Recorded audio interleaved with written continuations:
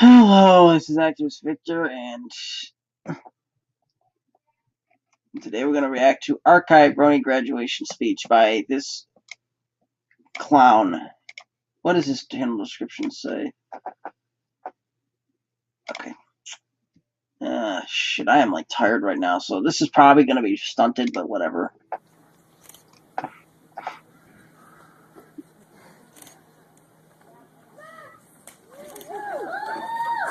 Max! The first part of my speech is probably going to sail over a lot of your heads unless you really like My Little Pony.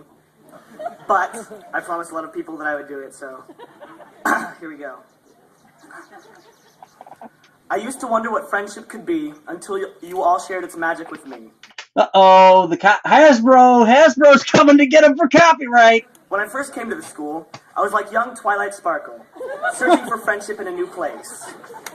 At first, I was alone, a little pony in a big town. I didn't know anyone, and I was in a completely unfamiliar land. But people quickly accepted me and began to take me in as their friends.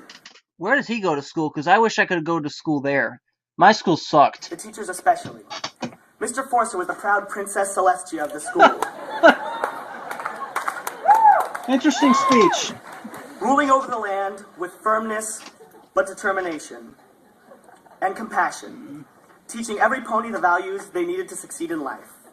Every pony, Miss Mira really? acted like the mayor of Ponyville. Taking me under her wing and keeping every pony around her in check. She's an earth pony, I think. Miss Rankin was like Spike, a baby dragon. Mr. Wiggett was the Princess Luna of the land. Once an integral part of the world, now departed, but his spirit lives on. Miss Murray was like Big Macintosh. A pony of few words, but when she did speak, you knew it was important. I've got some contention with the teacher over this one, but we finally agreed that Miss Adams is like Derpy Hooves. Oh, God.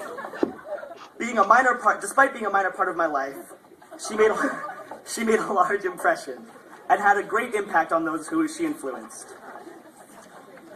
Miss Douglas was like the Fluttershy of the group. Shy and quiet, but the sweetest and most caring by far. That's kind of touching so far. I mean, this guy put a lot of thought into it, I have to say.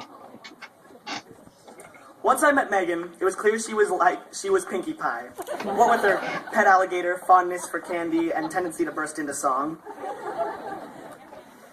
Miss Merrifield reminded me of Rainbow Dash, the determined badass who spews rainbows wherever she goes. Badass.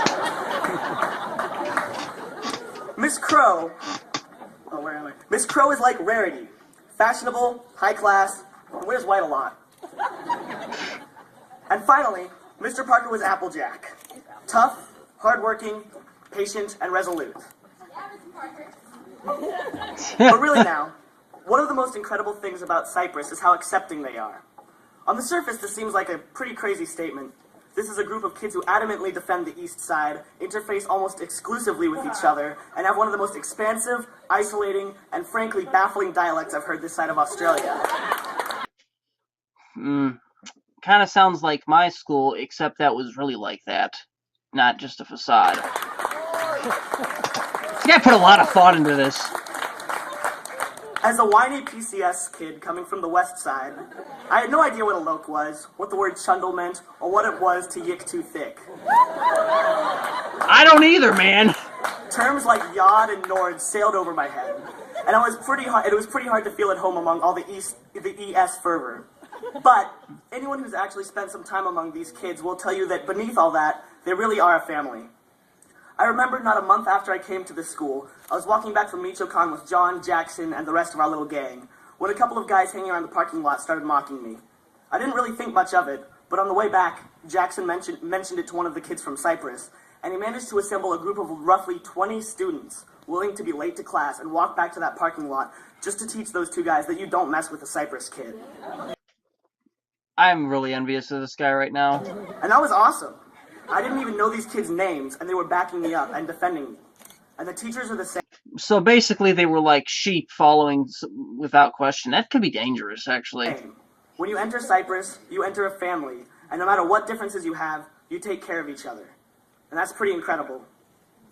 Anyways, I've probably rambled on for long enough, but just to sum it all up, I'd like to thank all the amazing teachers here, present and past, as well as the great class that I got to be a part of. In particular, some of my oldest friends here, Michelle, Donovan, Sequoia, and Jonathan, for being my rock when I first came to the school. My newer pals like Jessamine, Heather, Kingston, Stone, and Jamie for keeping this year wonderful. My amazing friends Jocelyn, Nicole, Marissa, and Megan for always being there to talk to no matter what. My mom and dad for supporting just about everything I do and sticking with me through all the crazy stunts I've pulled. And my absolute best friend in the world, Emmett Duggan, for not leaving my side for 6 years and being the most incredible pal I could ask for in the universe. Thank you all for showing me that friendship truly is magic. Interesting.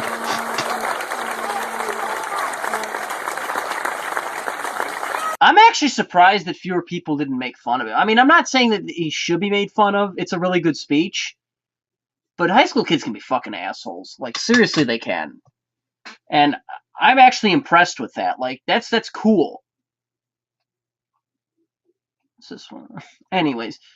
Sorry, that really wasn't that reaction worthy, I guess. I don't know. It was just a speech.